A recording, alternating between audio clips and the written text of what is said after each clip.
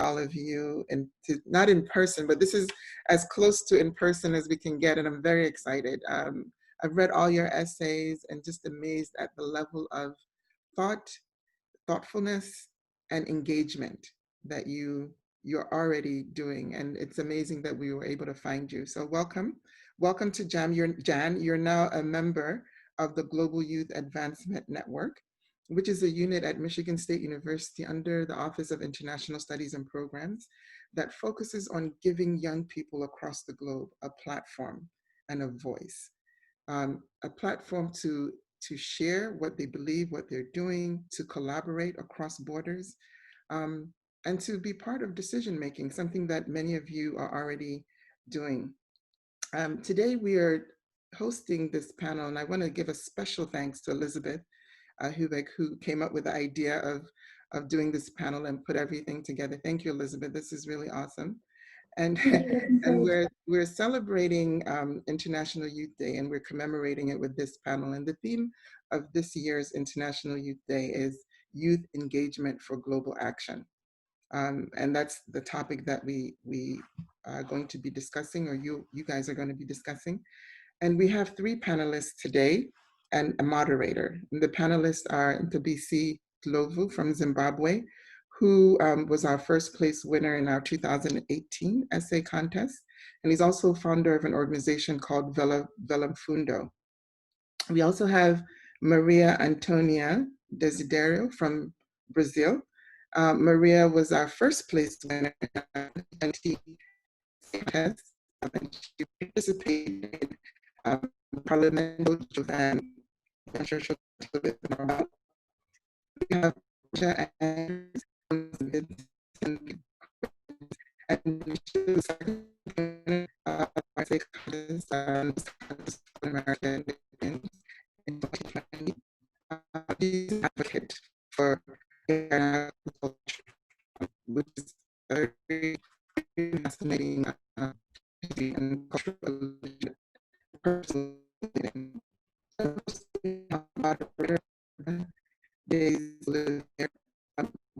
Very, very incorporating to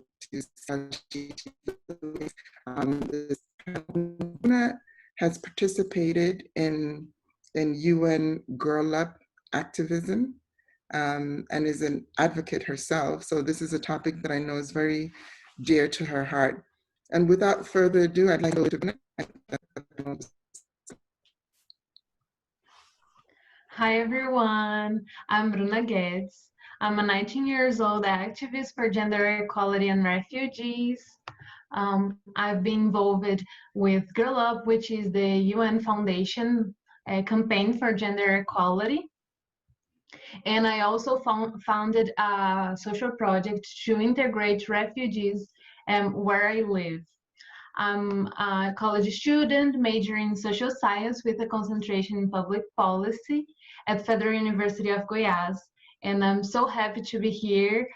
Today we'll learn more about the experience with social engagement of these youth advocates. And as it was said before, they were the winners of the Global Voice Essays Contest. I would like to talk with Maria, Ralycia. How are you guys?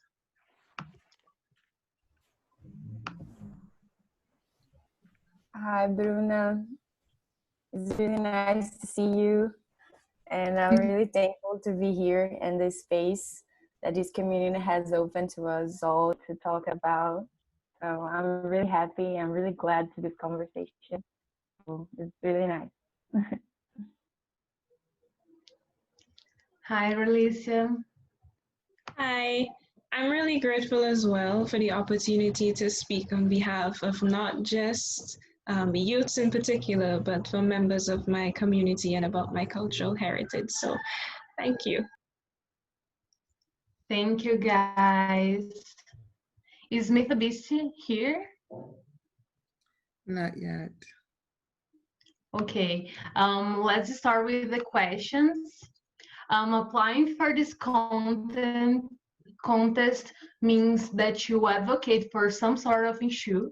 Maria and Ralycia, you have the option of choosing one of the following sub-themes, like challenging racism, conserving the environment, educating for change, empowering indigenous community, promoting gender equality, and stamp out violence. Please share with your audience which sub-theme you chose and why did you choose that specific sub-theme?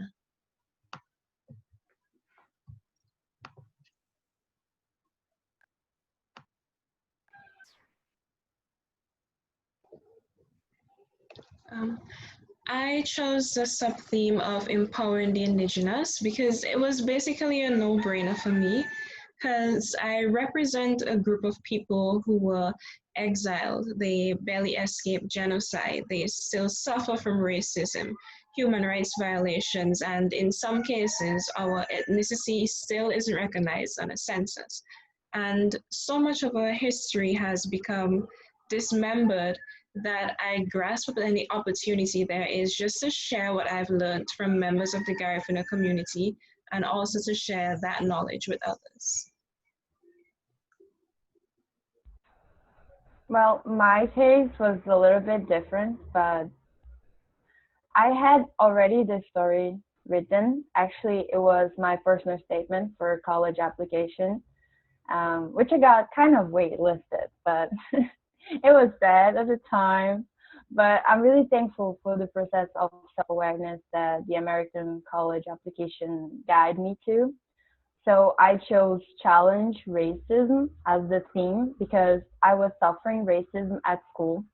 And I started to realize that that feeling, well, it was just not at school, but everywhere. And I felt the need to change that or even to express my feelings somehow. And I believe that 2020 has shown us, all of us, that we really need to talk about this. We really need to make space for people, for black people to be listened to. So yeah, this was kind of how I chose the theme. Thank you very much for the question. Amazing, guys. Thank you so much. Now I want to ask to Maria a specific question. In your essay, you recounted a situation in which you suffered racism, and you also told us about this your social engagement in political space. Can you tell us a little bit about the story of how you started to engage in activism? Yeah, thank you. That's a very good question. And actually, it was hard to, it's hard to think about a straight answer. But, well, to answer that, I have to tell a little bit about my story. So, I studied my whole life in a military school with a lot of rules, procedures, well, summing up, very, very military. And I loved it. I really loved it. A huge part of what I am is because of the education that I had, that my family wanted me so bad to have so I could be better, achieve things, go places through education, through rules. But, well, as I grew up, I started to realize that for me to be there, to be recognized as a very good student, very well presented, actually, to be respected, I had to become similar to people that I'm not. And I mean white people, and I mean men. I had to straighten my hair. I had to be masculine as much as I could in order to the teachers to take my opinions into account. And that realization is not something easy. But once you start to have it, you understand that all of this process, all of this racism, all of this, well, this problem, it's bigger, it's older than your existence. So my process in social and political spaces, such as the youth parliament, tell a lot about my very personal narrative. And I very much don't think like that I can change the world, but it's too much, it's too much. But I can start, and I can do what I do best, that is tell my story and listen to people.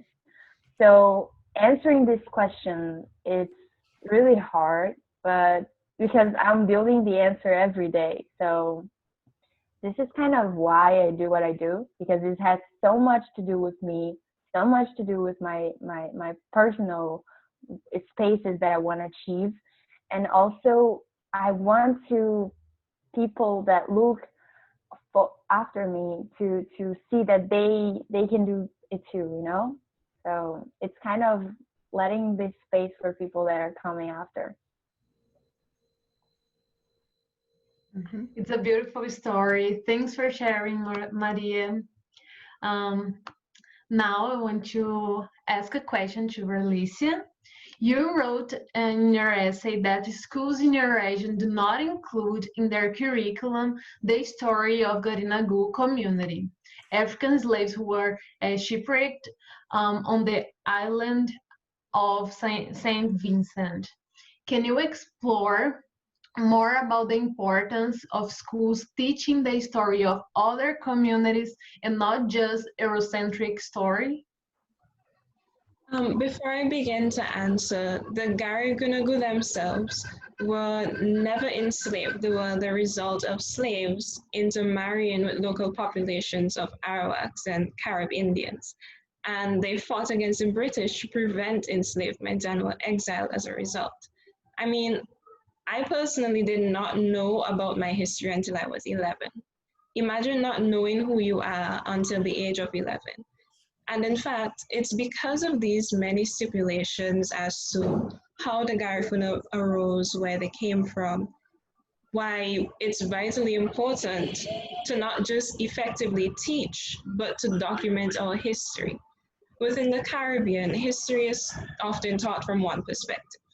Knowledge of our history allows us to recognize who we are and where we came from, and is vital in fostering our appreciation not just for ourselves, but for each other as unique individuals, and presenting our youths with history outside of the Eurocentric history alters the fabric of reality to show a culturally accepting world through networking, activism, and conversing with like-minded individuals. And this creates new pathways and corrects historical injustices. I truly think that your fight for this community is so important, and thank you for all your activism. Ralycia, I would like to ask you, no, now I will ask you a question for you two, Maria and Ralycia. You've already started making a positive impact on the world. And talking about your future, Maria, you told us in your essay that you intend to be a lawyer or a politician, and Ralycia intends to be an anthropologist.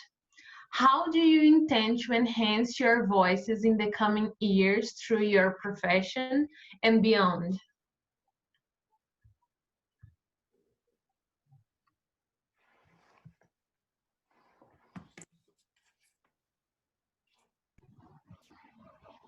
Okay, John Hawkes, who was a cultural analyst and one of Australia's leading commentators on cultural policy, basically wrote about the fourth pillar of sustainability, which is that culture is essential in public planning.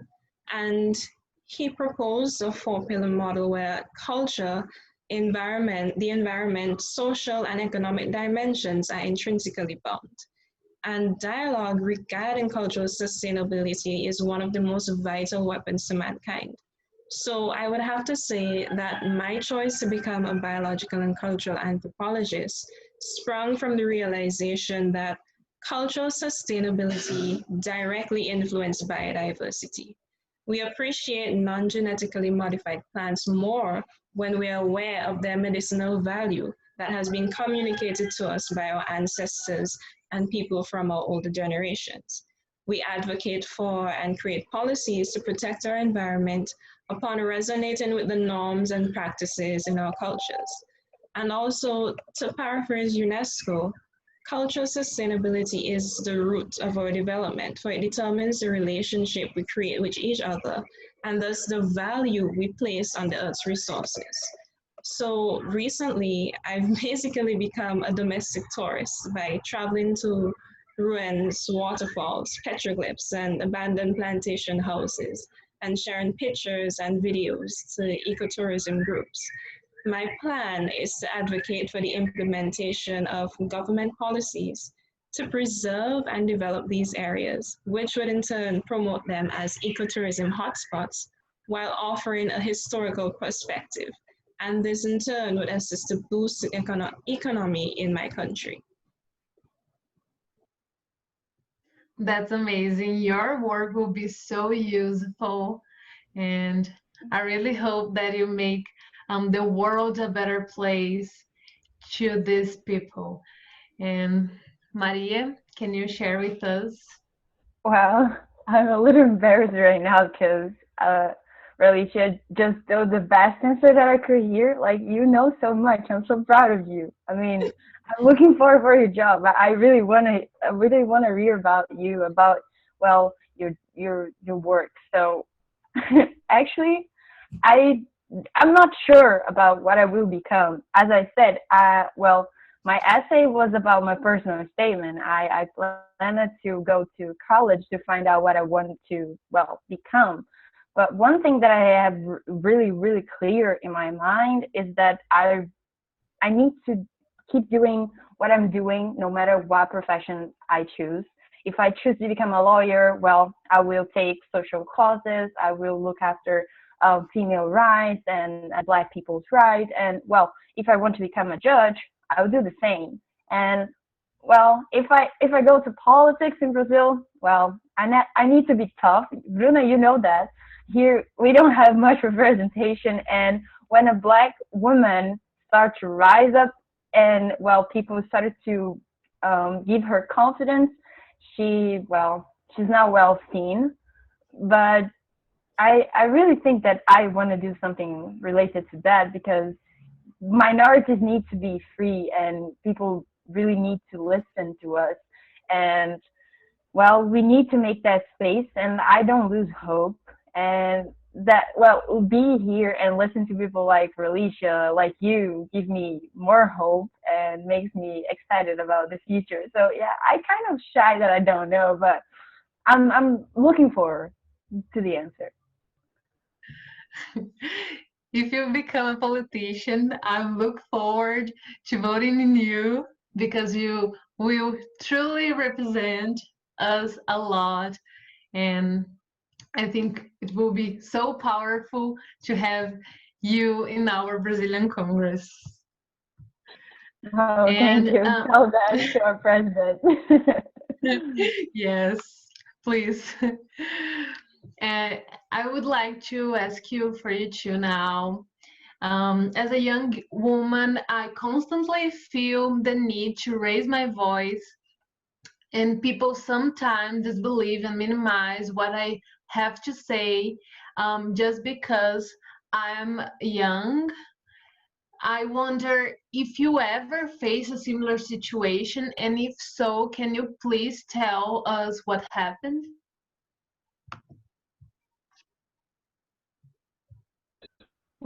This time I'm going first because really she's gonna, give a better answer than mine. So, well, this is true. This is true. People don't listen to young people, and spaces like this is really rare, especially here in Brazil, especially here in the state of Bahia.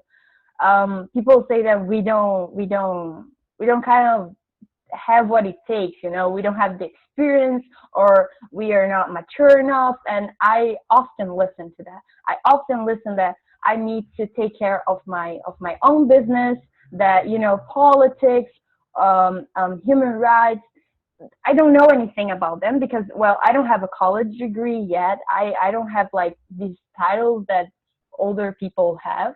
So I don't have, well, I don't have power to say what I want to say, and they don't listen to that. And now that I am studying law in the University of São Paulo, I realize that this is even stronger. the teachers, they don't listen to us because they think that we have nothing, that we don't know a thing. But actually, we do. Actually, we are the people that are there to make the change. And I'm not saying that, well, only young people make the change. No, that's definitely not what I'm saying. But I'm saying is that we're fresher. We see the world with more hope, and we're not like, we have different perspectives. We're born in the year and the generation of social media, so we have the tool. You know, you should listen to us. You should take our opinions into account. And well, in the youth parliament, I felt that too. I felt like people were not taking my bill seriously. Like, I wanted to end up the homeless situation in Brazil. And once I told the deputies, well, they looked at me and they said, "Okay, how old are you?" And I was like, "Okay, I'm 18." And then say, "Okay, where is your mother? There's a mom with you. You really want to do that? Like, you have, you were in college?" And I was like, "No, not yet." And then they say, okay, you want to end the homeless situation in Brazil. Okay, how? And I say, okay, I have a plan. I have actually a plan. Can you read? And then they said, no, kind of, yeah, okay, I don't have time to this right now, but well, you can, set up a meeting later, like, get my number. And that was really, really, well, disappointed, because I was really there and I had so many ideas and I really wanted to listen to them to, like, they had experience in that area in politics. So, but, well, I didn't give up on my project. Actually, I'm studying that in college right now. And I am participating in a project that is not like a political project. Is more like a social engagement project to deal with homeless situation.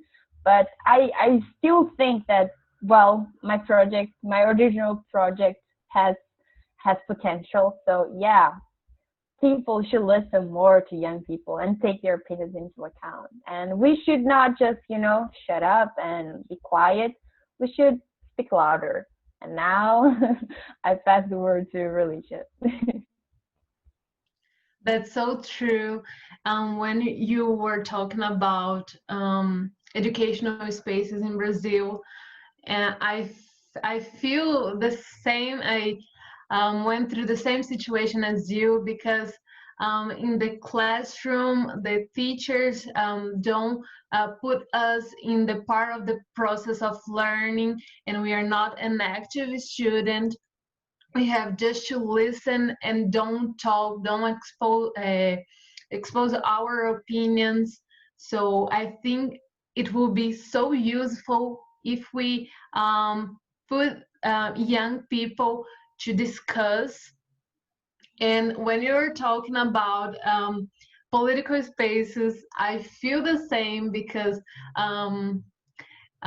politicians think that we are, as young, we are optimists, and we do not know anything about the world, how politics works, and we cannot change through politics.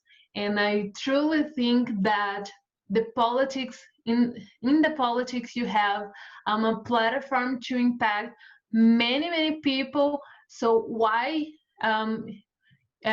we do not do that yet, and we do not do it effectively?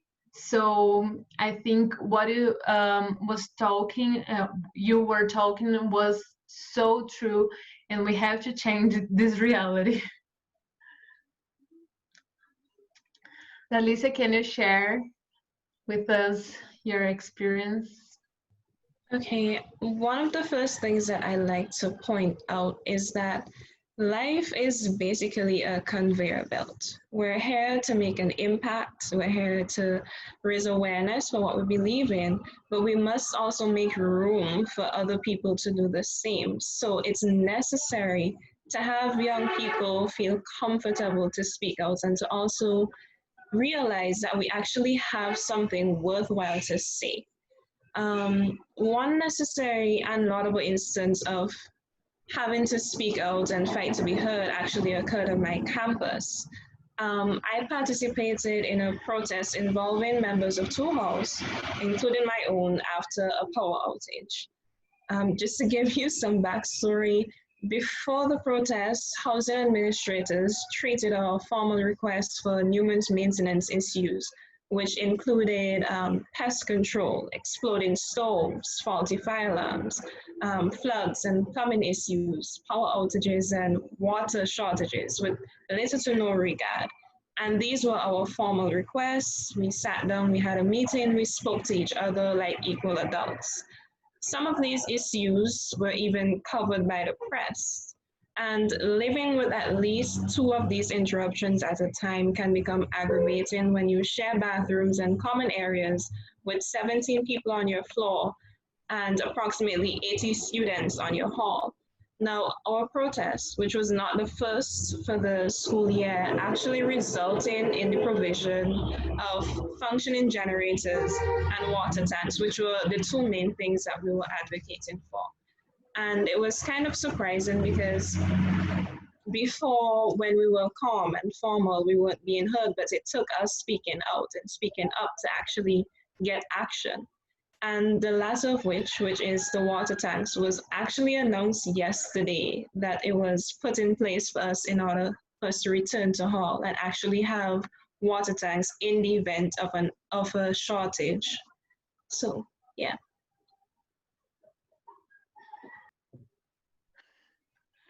Thank you for sharing. I would like to continue this conversation about politics. Maria, during your experience at the Brazilian Congress, you noticed many problems we still have to face to make our politics less underrepresented. And I would like to know if is there still hope in you to change this scenario? And also, as an activist, how do you stay positive when you face major problems in the causes you fight for? Thank you, Bruna, for the question. Well, to give like a guidance to people that are not from Brazil and don't know the reality, our Congress, well, it's represented by 15% of female. So the whole country in the Congress, like female representation is only 15%, and Black female representation is a lower. It's lower, so it comes to 3%. So me becoming the president of the youth parliament was like something that had never been done. So people were shocked by me standing there and you know, leading the whole meeting and what actually being elected. So I'd like to tell people the feeling that I had when I was elected and when I went to the youth congress, that people, older people, not young people, but older people looked at me like I had something in my teeth.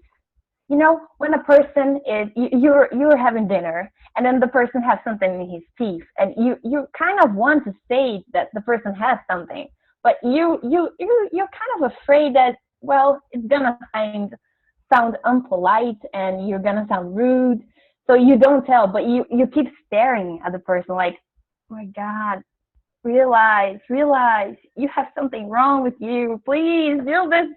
So I like to make this analogy that older people were looking at me like I had something in my teeth the whole time, really the whole time. And I started to feel embarrassed. I started like, it's something wrong with me, like my hair, like my clothes. It's supposed, I don't know, I'm doing something wrong. I'm reading it right. And I started to doubt myself in the minute that I was there, and that in the minute that I was taking a position of power. But then I started to realize that it hasn't something wrong with me. It has nothing to do with me. It has something to do with them. They were the ones that were embarrassed by me standing there because they were not used to it. Because, well, Black female representation, it causes this discomfort. People don't like to see us there. We make them uncomfortable, you know, because we talk about our very own perspective, and sometimes they don't want to listen. They don't want to listen that the black female in Brazil are the ones who die the most at home, because, well, we are fighting violence in the streets, but no, black females die at home by their own husbands. And they don't want to listen to that because, well, our president praises that we live in a society that has a perfect family, and we are not supposed to talk about domestic violence. So me standing there, it was something that people didn't like, and I started to feel that like I was, well, doing something wrong. But then I said, no, there's nothing wrong with me. I should be here. People like me should be here.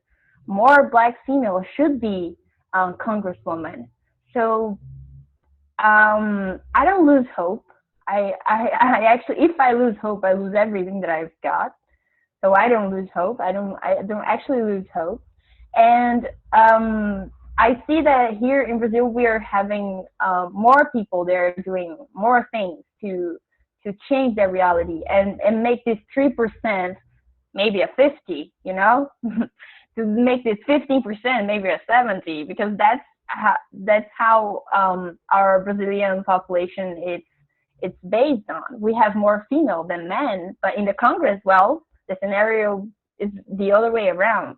And I don't know if you know, but here in Brazil we have a political movement that is called Tamo Juntas, and it's a program created here in my hometown, Salvador, to stimulate female and women to run for political positions.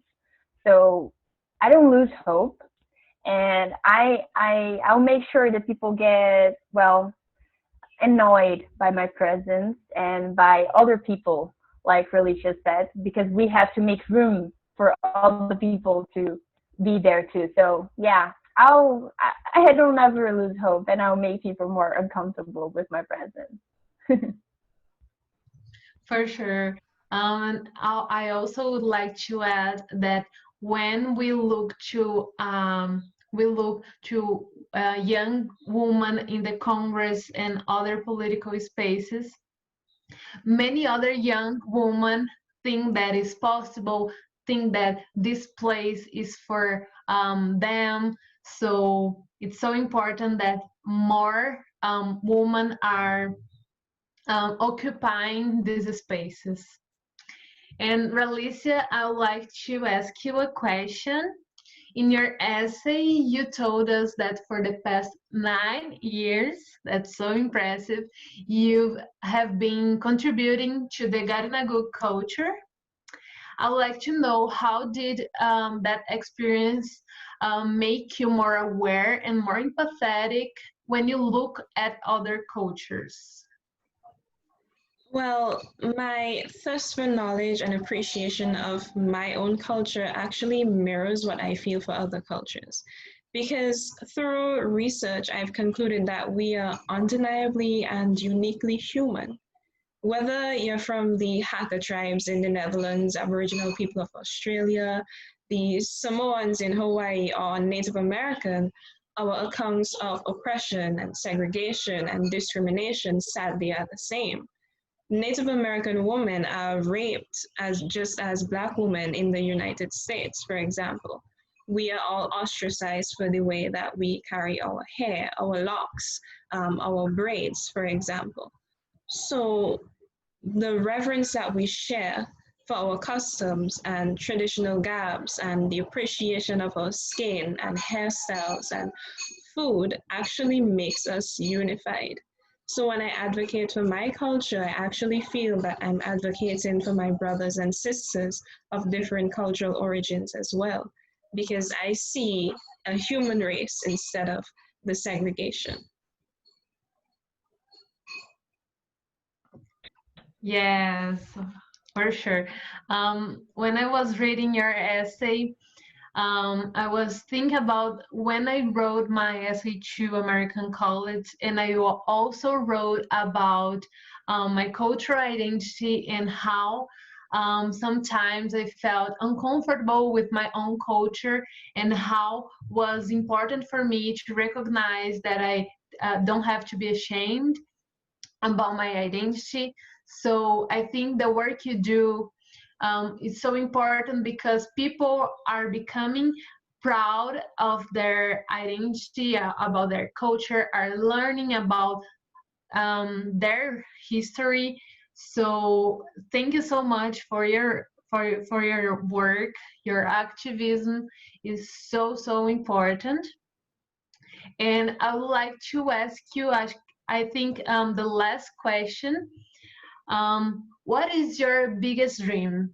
Because as young people, we have big dreams, and we can make them happen. So I would like to ask you, what is your biggest dream?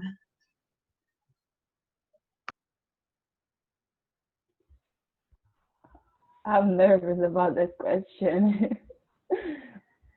Well, I'll go first because, well, Ralycia will have a better answer. Ralycia, I'm really a fan of you. You know, every time that you speak, I'm like, oh my God, she knows so much. I'm really thankful to be here and listen to you guys.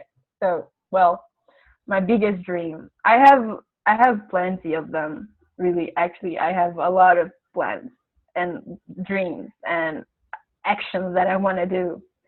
But right now, like right now, um, my biggest dreams in order to the time that we're living is that we come up with, well, a cure or even something to COVID-19, and people, well, will be safe to go back to their jobs and schools and, well, normal life. And that after that we started to rethink how we live, how we consume, and to you know, harm less the world that we live in and harm less people. And that comes to all of the structures in our society, like in the social, like racism. We need to look at the situation that happens in the United States, and, well, it had a bigger proportion, and it come up having a proportion here in Brazil, and we started to realizing that we have thousands of George Floyds dying every day, and we kind of, well, don't look that much as a problem. We kind of normalize it, that situation, which is not normal. So I think that in the new world that I want, people will get impressed and will get shocked and will get angry, but the most important, they will get worried and they will provide the change to such situations. And, like, in female representation too, like, we would have more women, doing whatever they want, like being whatever they want. So yeah, in this new world that I dream of, the minorities will be free to be happy to live without harm, because I think that we right now we harm too much the world, ourselves. So I really think that we need to rethink, and that's my biggest dream. The biggest dream, to live without making people suffer. I want to live. I want to have a life in this world where I don't make people suffer. I want a better world, and sometimes it's the only thing that it takes. Like, we have to rethink how we do everything, and sometimes say I'm sorry, and sometimes say, okay, I don't know much about this. Can you tell me? Can you tell me your perspective? So my biggest dream, like, summing up, it's a world where people listen and people actually comprehend each other and don't harm each other. So that's my kind of biggest dream. And I'm trying to achieve that like every day. That's beautiful, Maria. To answer that question, I just have basically one word: superheroes. It sounds ridiculous and it sounds strange, but Amazing. my biggest dream would be to become a superhero, because on each person, on each individual, I see them with a cape that's adorned with their fight for what they intend to see for the world, whether it be climate change or equality or justice in education or freedom or to eliminate poverty. My dream is to help those dreams come true along with my own personal dream, because we have to work together to change the world if we actually want progress. So my dream is basically to become a superhero. That's it. And I admit, as I said before, it does sound strange, it sounds ridiculous, it sounds like I'm crazy, but that's exactly what I envision for the future. Yeah, that's about it. Ralycia, okay, I have a question for you. If you were a superhero, what would be your superpower? I mean, right now I'm thinking, I don't know what my superpower would be. I mean, you would be a genius, like you can feed people their wishes, right? But I don't know what I would. That's a really great dream. Oh my god, I knew it that you were gonna beat me. That's a hard one because I'm a huge Marvel fan. I like comics. I also like DC as well. So to choose would be very difficult. I would just probably be the one to try and master everything. Basically, yeah. I can't pick just one. I mean, that's like entering a candy store and saying, I just want this one gummy bear. That's it. So yeah. Thank you, guys. It was amazing. I would like to, before we finish this panel, I would like to ask if is there anyone who have questions for these brilliant youth advocates? So please make your question. Hi, Bruna. I can start the question and answer. Thank you for moderating a very, very interesting and insightful panel. I am amazed at the wisdom and insight that you have. And my question is, I always say that we're all products of our upbringing. But clearly, there's some people like you that are outliers, right? Because you've gone through so much rejection and oppression and marginalization, and yet you found your voice. So what do you say to young people who are feeling crippled and silenced because of all the years of being told they're nothing, they don't count, their voice is not relevant? When did you make that transition? I mean, Ralycia, you said you didn't even know about your history until you were 11. So was it a slow and steady process of finding your voice, or was there a turning point for both of you? And for you too, Bruna.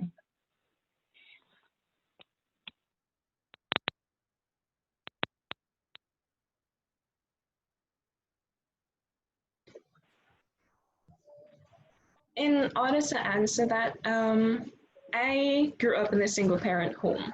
It's just myself and my mom. And she always instilled in me to never be quiet, that an education was and is an added advancement to the world. To always speak up for what you believe in, even if you're scared and afraid, because you never know, your simple act might trigger a chain reaction in somebody else. Something as simple as you waking up every day and doing what you love can be very fulfilling to someone else. In learning about my culture, I started at 11, yes, because I was actually involved in a cultural restoration program called Yuga Kyo.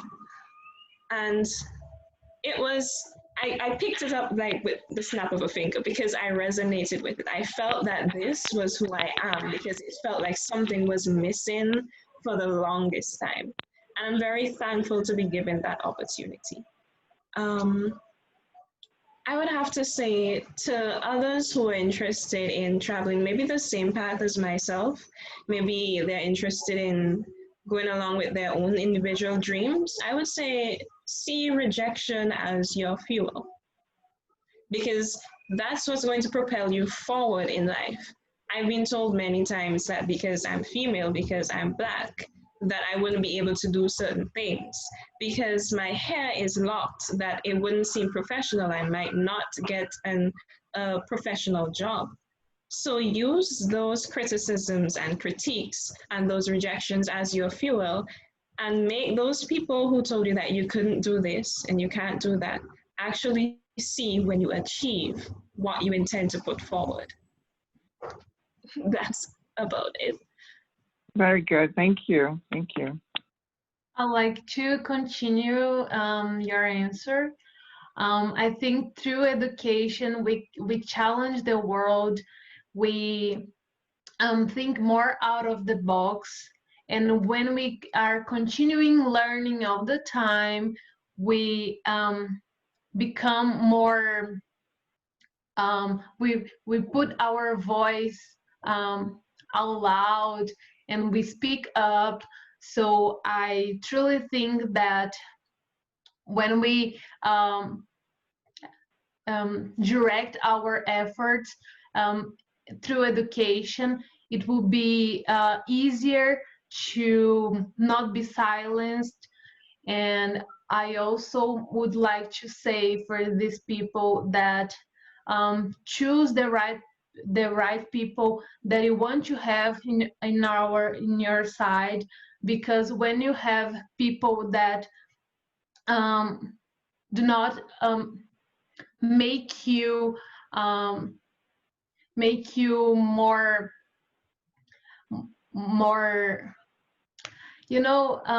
when you are an activist, you have to make your voice count. So these people can influence you to continue your job in your work. So choose the right people to be in your side, and these people can influence you in a better way to improve what you've done and what you want to do. So I would say that, because sometimes we have people that do not want to make our voice count. So choose the right people. Thank you, Bruna. Someone once said, tell me who your friends are and I'll tell you what your future is going to be like. So that's really, really a good point. Thank you. And I would like to add, well, you guys did it all. I really agree with everything that you guys said. Well, pick good friends and educate yourself and make your failures something that you need to work on and you can grow up from. And I would like to say that to these young people that want to make the difference in the world, you're already doing it. You're already special. Remember always that you are special, because everyone has a point of view, has a story, and actually you have something to teach someone. So this is why I very much like YouTube, because if you put something in YouTube like how to build a house, there's someone teaching you. So make sure that you get the knowledge from people that actually do, and share what you know. Share, help the other people. So I think that by sharing what you have, like, I don't know, your story, how to do your hair, how to stud, how to learn a new language, it's amazing. And I think that our youth is really, really concerned about this. Is really concerned about the tools that we have right now in the middle of a pandemic. We're here in Brazil, and I think that in other parts of the world too, we're kind of leading in initiatives, like online initiatives to teach people.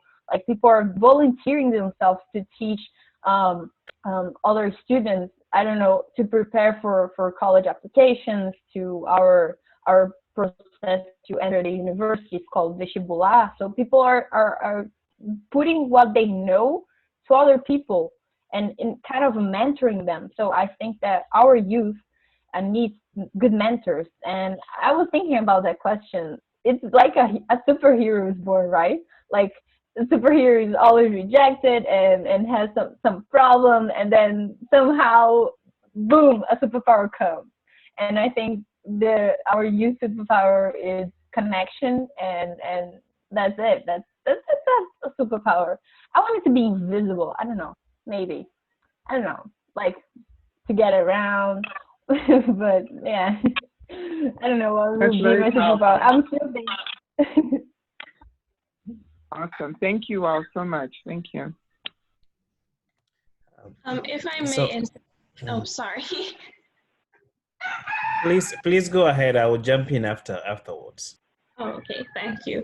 If I may interject, Maria, you brought up the very valid point of the COVID-19 virus and people finding different ways to teach and so on. So I've actually been doing some research and looking at it, and the CDC has actually stated that deaths and suicide rates in youths have gone up, like they're at 56% for the last decade. And since the coronavirus has started, because we're in lockdown and we're social distancing, the current pandemic basically placed a straitjacket on our minds. Because while senior citizens are the most vulnerable in terms of contracting the coronavirus, we are actually the most vulnerable in terms of surviving it.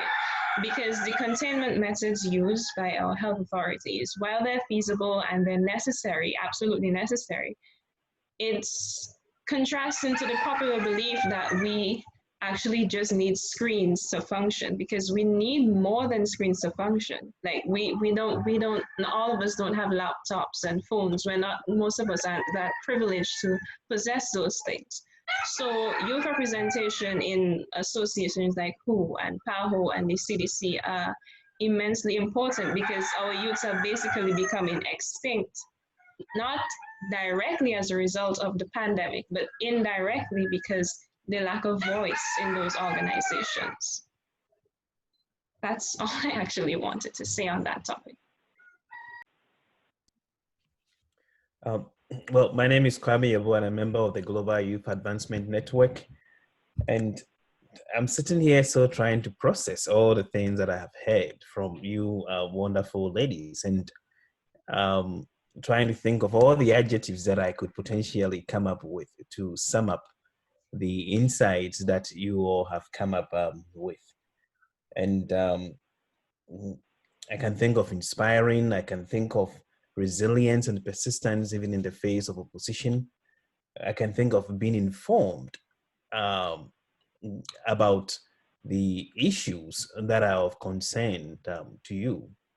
And the key thing that I thought about was, you know, we talk about education not just about a degree, but it's about how we translate our life experiences and all the kinds of things that you're talking about. Individuals that are very much educated about their own lives and their own circumstances and are doing something to make that kind of transformative change. And I'm really inspired by the insight that you have shared. One question that I have is, I personally believe that who you are and who you become is a function of your daily habits or things that you do every day to build yourself, to develop yourself. So the key question that I have for you is, what are those daily habits or things that you do every day to develop yourself that other young people could also pick up on to help them at least be able to define themselves and also have that kind of transformation that you, with experiences that you have also gone through. So that was one question. And then the other question is, who are those that inspires you? Who are those individuals that inspire you? And then relatedly, what motivates you or what drives you every day to continue doing the kinds of things that you do every day. So thank you.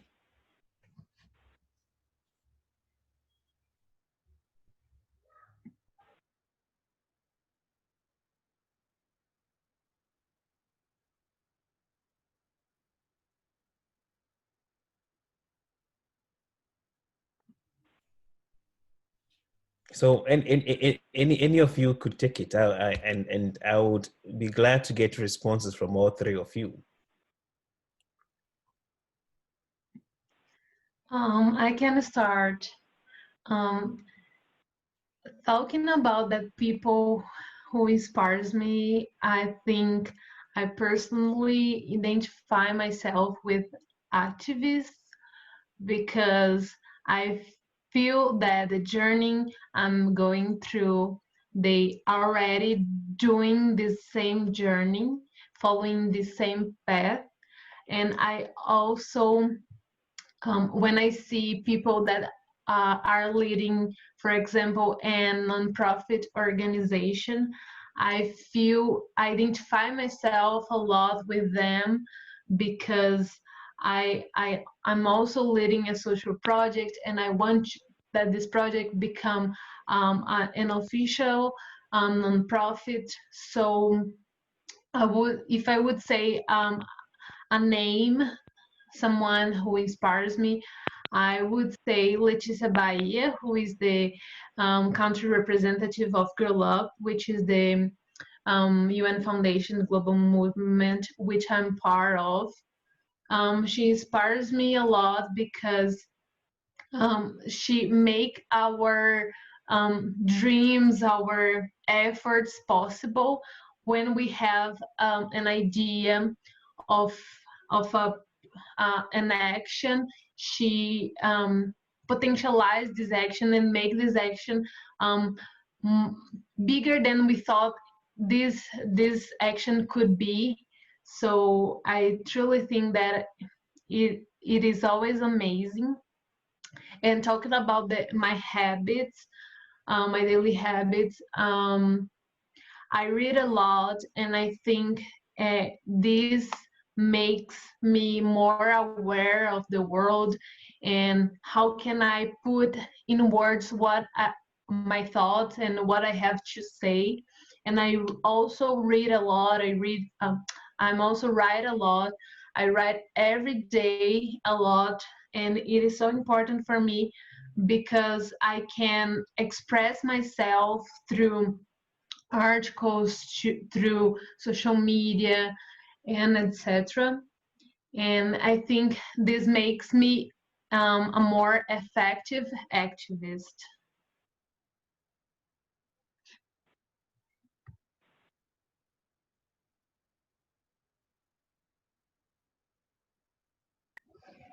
So, with regards to your questions, one of the things that I usually do right as I wake up, because it's something that I find really beneficial, I appreciate that I got to wake up. That's one of the first things.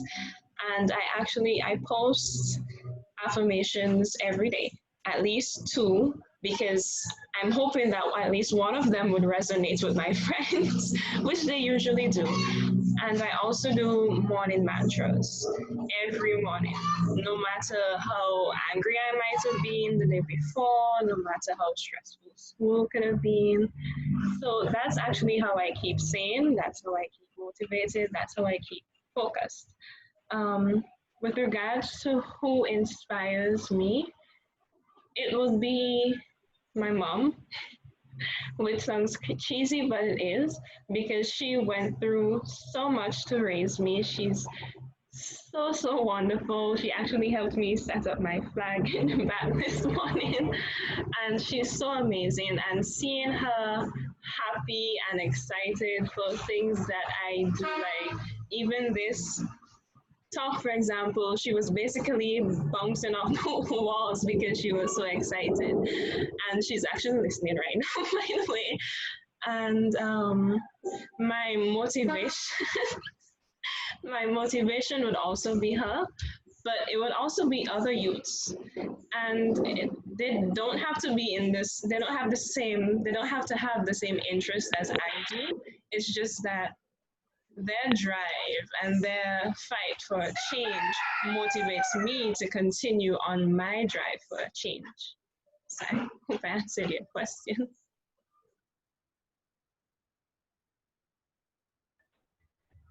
And okay, answering the question, which is really hard, but well, I do the same thing that Bruna does and Ralycia does too. Like every time that I wake up, I try to appreciate that I am alive and that I am privileged to have a good family, that have food in my plate, and don't have to worry about what I will eat in the next meet. So I'm really thankful for all the privilege that I have. But an habit that I have is that I very much like to talk to people. Like COVID-19, it's really terrible for me because I have to call my friends all the time and they kind of get sick of me because I love human interaction. And sometimes I just go to the metro and sit and just stay there, listen to people. It's weird, but I do that. I listen. So like sometimes on the phone, people are on the phone like, oh my God, I have this job. Oh my God, that line is over. And then sometimes, I love you. I miss you. I'm waiting for you in the dinner. And I just listen to that. I like to listen to people's stories. And I get amazed about how one thing is happening in your life and a billion of other things are happening in people's lives. So sometimes you are sad, but someone is happy, is really happy because you got a new job, a new baby is born. So it's amazing how the word works. So and I'm amazed about our stories, our narratives, and I think that our youth it's a greater listener, and we will become very good speakers because we listen. And I try to listen. I really try to listen. So that's a good advice. Listen to people. They have amazing stories. Well, thank you very much. I'm really inspired by your stories and also inspired by what you represent, and I'm excited to see the transformative impact that you all will bring, not just to your communities, but to the world at large. So thank you very much for sharing this story with us. Sure.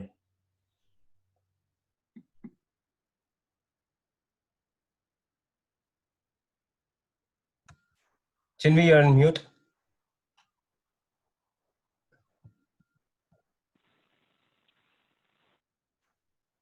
Hello? Yes, we can hear you now. Okay. I want to say thank you. Before Venkat gives us a formal close, I want to say thank you profusely. And we will be exploring ways that we can stay engaged with you and are looking to you to give us some ideas as well, how we can stay engaged with you in your country as well as connecting with our youth across the globe. And we have young people in about 50 countries that we're interacting with. So we would like to open that network up to you as well. So thank you again. This is wonderful. Venkat. Thank you so much. It's absolutely it makes one thoughtful as we hear your discussions and your viewpoints. And I often attend what's called as global policy networks and their interactions. Usually you have political leaders, business leaders, government administrators, etc., etc. Essentially, all the people who manage the affairs of the world. It's a good representation. And you witness something over there, the differences, the difficulty for anyone to see a common point of view on even something very basic. And I'm very sure if you speak to the children, you'll have a very different view. And that's what kind of, at times it tends to amaze me, that when you look at youth, there seems to be a more homogeneity, a more accommodating aspect about global youth. But then all those leaders were also youth at some point in time. And they were also as accommodating as all the youth are today. So youth didn't exist today, youth existed always. Now something suddenly happens when the youth move to the adult phase, and suddenly that homogeneity or the accommodating aspect moves into differences. And I think that's where we'll also have to be very cognizant about what is our role when we become adults. And chances are that a lot of the levers of change come into the specific individual's hands, not when they are youth, but they're also when they're adults. And I think it's important to know how to transfer these cultural aspects about youth, which somehow diminish and merge into this global culture, which whatever drives that global culture, we would not know. And I think somewhere organizations like us, individuals like you, who have been rallying around youth, who have been encouraging others, who have been finding their voices, who have been helping others find the voices, if we also make sure we stay on track, even as we go into adulthood, I feel maybe we should be able to at least dent some part of the problem. But then this is a huge problem, but I still feel that it could be resolved. It's just that we just need to be sure that when we go to the other side, we still have a role to play. So on that note, I would definitely like to thank all the participants and definitely Elizabeth for initiating this idea and making sure this happens. And this particular program was live fed onto Facebook, and we do hope there will be more follow-on conversations there. And I sincerely wish this is a trigger for a series of conversations.